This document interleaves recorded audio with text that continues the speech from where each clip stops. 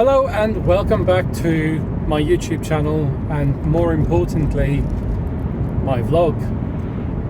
Today is video 29 or day 29 of my vlogging journey, and this by far marks the longest time that I've committed or stayed committed to creating any sort of digital content.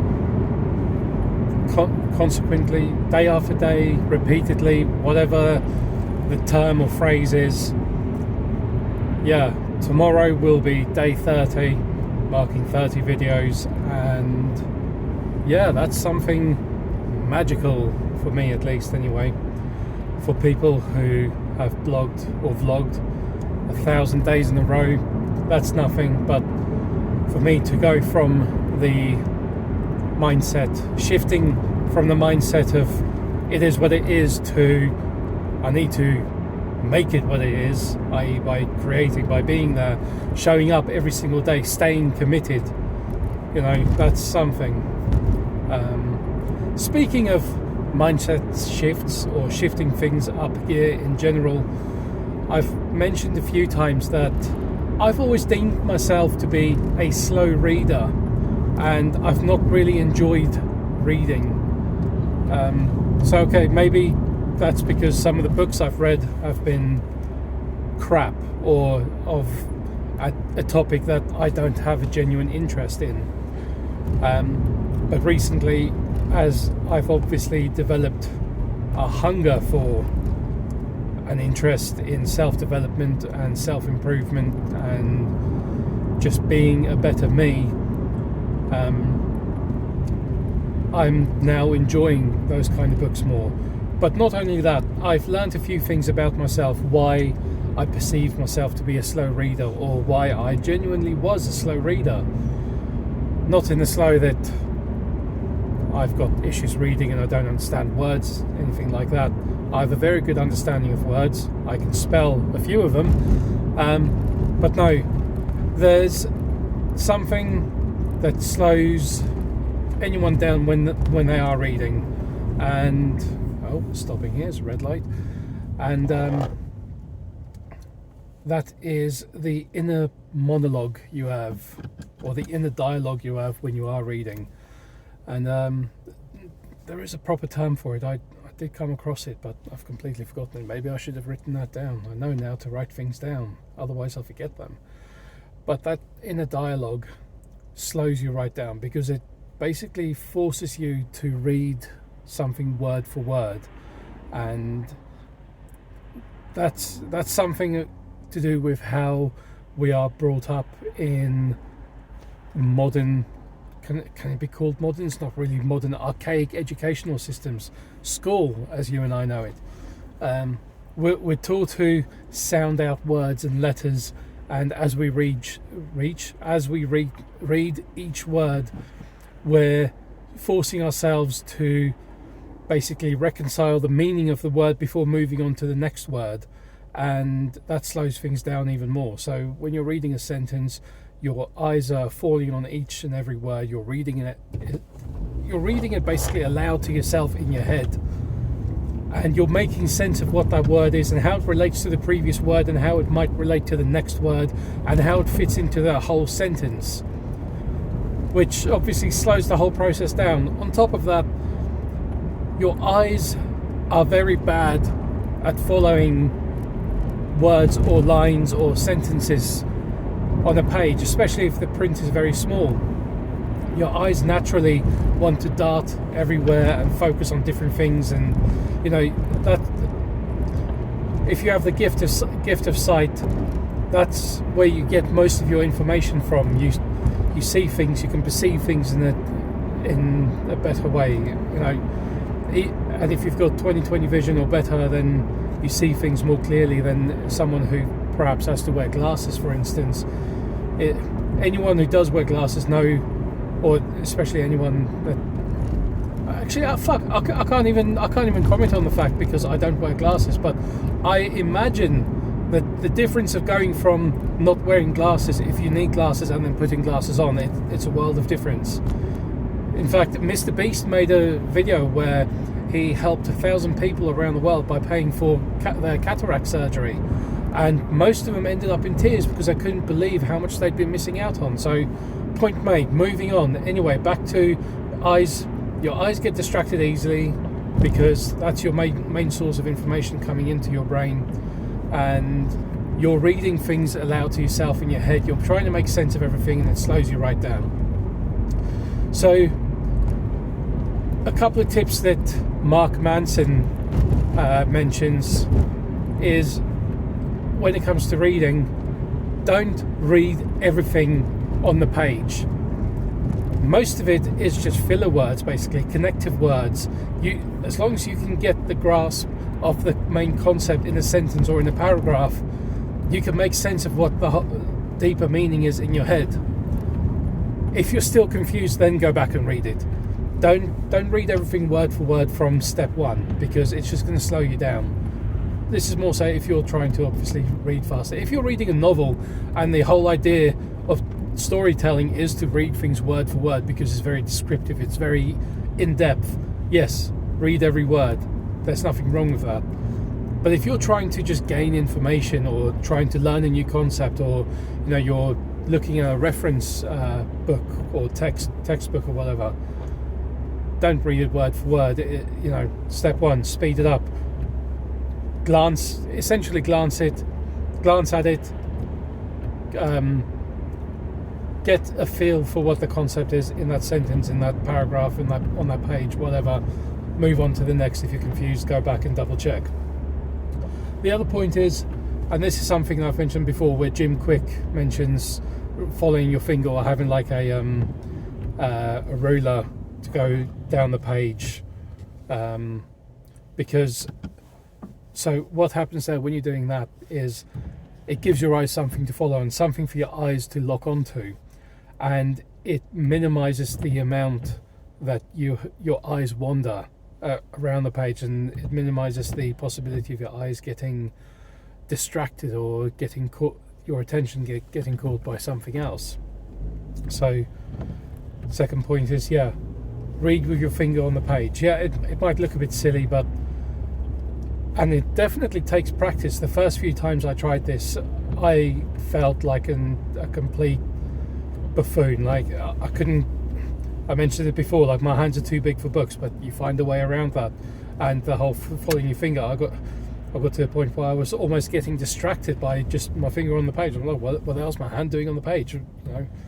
And but now that I've practiced it a few times, this morning when I was doing some reading, I blitzed through, I think, 5 or 6 pages in maybe a couple of minutes, and I've to an extent retained some of the information. Obviously I couldn't recall it word for word, but I get the gist of what was mentioned on those few pages, and I don't need to know the deeper meaning about what was on those pages. I don't need to know the in-depth details, because at a glance the concept that was presented in that particular chapter was like sideline information, and that seems to be the case with a lot of books, especially be it self-improvement books, reference books, or there's a ton of genres when it comes to non-fiction where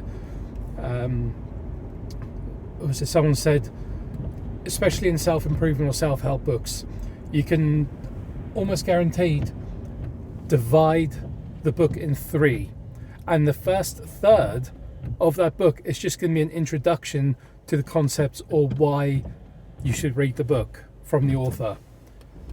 And you don't need to waste your time with that. So a good way to judge whether you're going to like or get on with a book or enjoy the book, especially if it's non-fiction, skip 1/3 of the way into it, read the chapter, see what the feel is, see if the connection's there.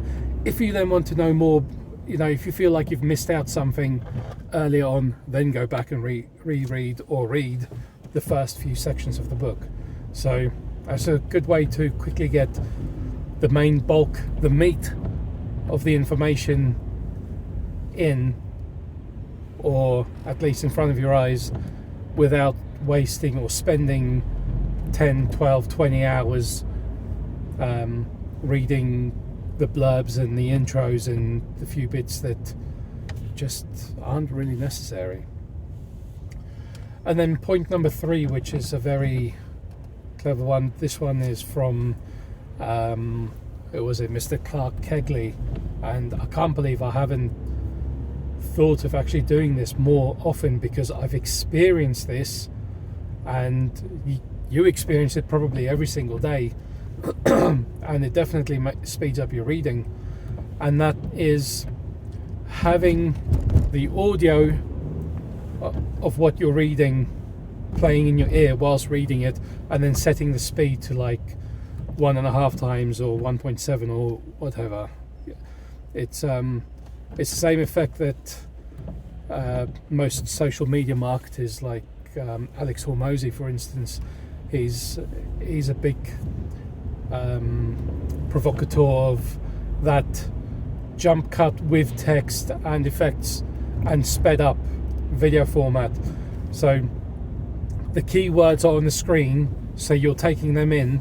You're not wasting your time on your internal dialogue because it's being read out to you. The audio is there, so you're getting like a 2-pronged feed or stream of information.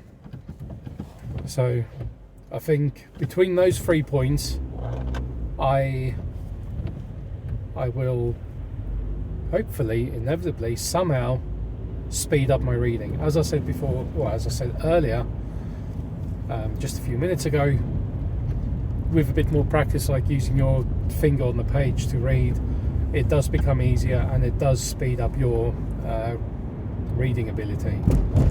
And then there's one more point that Mark Manson made, which isn't so much about speeding up your reading or how quickly you take in the information, but it's more about how well you absorb the information. And he says the one key thing is, rather than making notes in the book or highlighting sections or taking notes, because again that's very reminiscent of how we're brought up in school or college or university or whatever, to basically act as a reminder for where the important bits of text are. Highlighting something doesn't help you remember something, it purely points out where the important bits of information are. This road's very bumpy, Jesus. What helps you remember something better, especially if you've read a key concept or a very important point in the book, is to take action on it. So if you read something important or something that hits home, something that you think, oh shit, that's going to help me, I could do with doing that, then go and do it, and then practice it, and then you're going to remember it because you're doing it.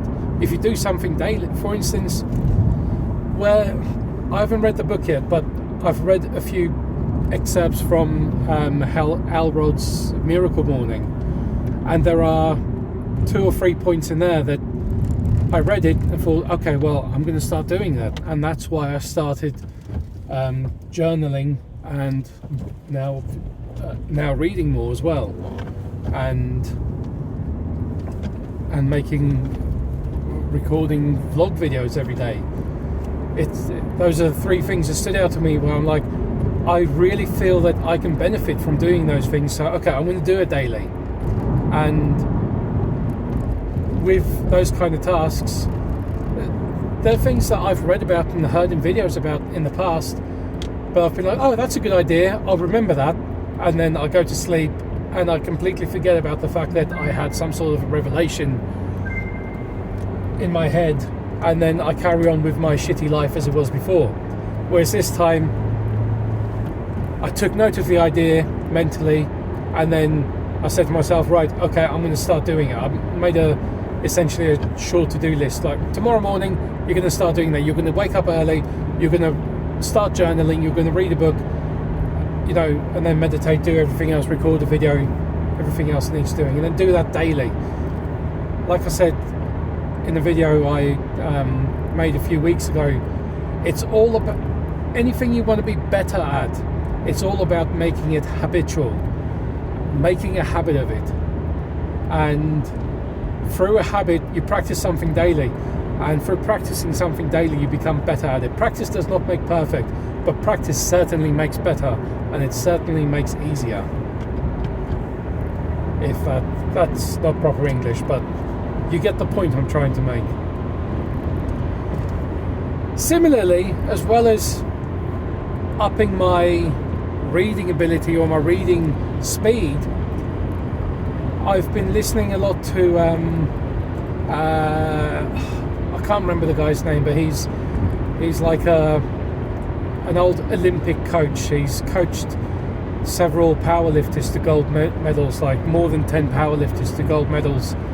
And he says the one thing that drives development is to obviously push yourself harder. And the only way to push yourself harder in the gym, this is, or working out or running or doing anything physical, the only way to push yourself harder is to get to the point where you are uncomfortable doing it. If you're having fun or you're enjoying your workouts or exercise or whatever it is that you're doing physically, you're not pushing yourself. You're purely doing that for the enjoyment of doing it. And yeah, while it's great, like if you're going for a 1 or 2 hour walk every day and you're enjoying it, yeah, okay, it's great for your cardiovascular health, and it's great for maintaining heart health, and you're making sure your respiratory system is working optimally, all that shit. That's great, but you're not going to become stronger, you're not going to become faster, you're not going to become better at what you're trying to do. So like if you're a weightlifter and you want to lift more weight, you have to push yourself. Okay, it doesn't mean if say your max bench is 100 kilos, it doesn't mean like, okay, from tomorrow I'm going to start pushing 120. If I fail at that, I'm going to keep trying it until I can get 120. No, it just means if you're doing, say, working sets of 10, up it to 12, up it to 15, like, you know, just do more of what you're currently doing to the point of where you're starting to hit failure. And no, you shouldn't be working to failure every single day or every single session that you're working out, but you should definitely be working to failure once, maybe twice a week. Or, you know, if you only work out once a week, then you should be hitting failure at every session. Jesus, I'm tired from that talking now. I've been to see a client this morning, got there at 8 o'clock, and I got out of there 2 minutes before I started recording this video, and this whole time I've been wanting to get everything I've just said out, and now it's out. I suppose, and to finish up that last point, if you want to improve yourself in the gym, if you want to lift heavier, if you want to lift more, start pushing yourself beyond the past of enjoyment. You know, make yourself uncomfortable, sweat more, tire yourself out more, like I've done now, talking like I'm almost out of breath. Whew. Hell, I've got a bit of a buzz going. Maybe I'm short of oxygen, maybe there's too much oxygen. I don't know. I'm going to stop up ahead and get a coffee or something, because I need some hydration. My mouth is dry right now. Anyway, that's day 29, wrapping it up. Pardon me. I will see you again tomorrow for the day 30 vlog. I hope you've found something useful in what I've said today. If you have, leave a thumbs up, subscribe for more, and you know, I wouldn't mind receiving a few comments for what people do or don't like. So leave a comment below, criticize, give advice, ask questions, do whatever you want. I welcome it. I'd like to hear from you. Until then, have a great day. Thank you for watching.